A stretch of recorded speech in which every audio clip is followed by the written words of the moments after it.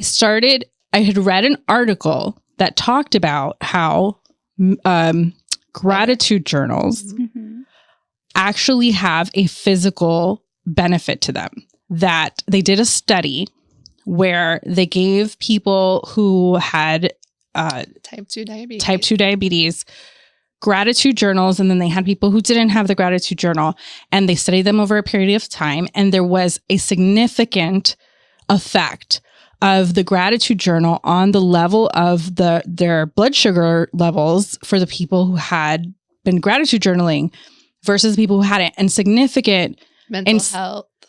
But significant in science isn't like the layman's term. Significant means that mathematically, when they run the stats through there, that it actually has an appreciable effect. Yeah. So gratitude journaling in the morning would actually lower their blood sugar throughout the day. I found that fascinating, especially as somebody who's wanted to do it for my whole life, and also somebody who was recommended to grief journal as a way to keep my son, my memories of my son, and like have a period of time where I think of him and then the rest of the day go about my day. I didn't feel like it was necessary because I felt like I was thinking about him all the time, because it's a way of like not denying that somebody's gone, but thinking of it in the gratitude journal way. I feel like maybe I should try it, because I think you should. It would be helpful to like think of him in a way of like joy versus just being sad all the time. Yeah. I think in general, being positive is going to affect your mental health. And obviously when you're happier, you're more energetic, and then all the better things happen, right? So that's kind of where it goes from. I think you're putting in like the great things, and then you're focusing on the great things. So yeah, I can definitely see it. I didn't know about the diabetes because I didn't think it would help your blood, but I guess physical effect. Isn't that crazy? Stress causes, diseases. So lowering your blood sugar, it actually helps with stress.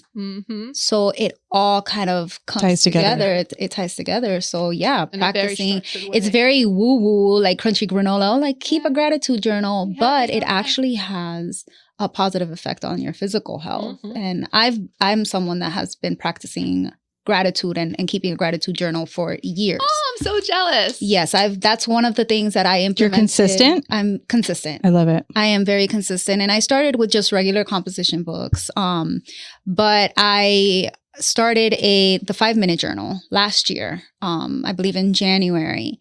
I bought it and now I'm on my third one. What is that? Oh. It's the 5-minute journal. It gives you a prompt. And it literally is just that. It takes you 5 minutes for you to write the beginning of the day and then the end of the day. And it has like sort of like a challenge that you have to complete. And it's just a way to I feel like it's a good way to get into journaling if you're not used to it, because it's a very quick process. Because a lot of people think, writing is overwhelming. What do I write? If you're not a writer. Right. So what are you grateful for? Write 3 things you're grateful for. And it's very repetitive, especially if you have the same kind of life every day. It's what are you grateful for today? It's going to be repetitive, but it starts to open up your mind. And then it leads you, or at least it led me, to brain dumping, which is just write whatever comes to mind. And eventually it's going to make sense. And it does help. And I notice a difference when I'm not consistent, or when I go a few days without doing it.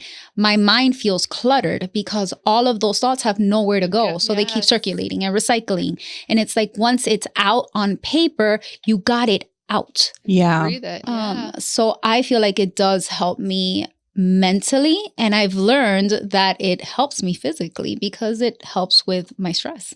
And I think that it gets harder to do that kind of brain dumping as we get older, because, for instance, when we were doing the journaling in high school, we had so many people that we were talking to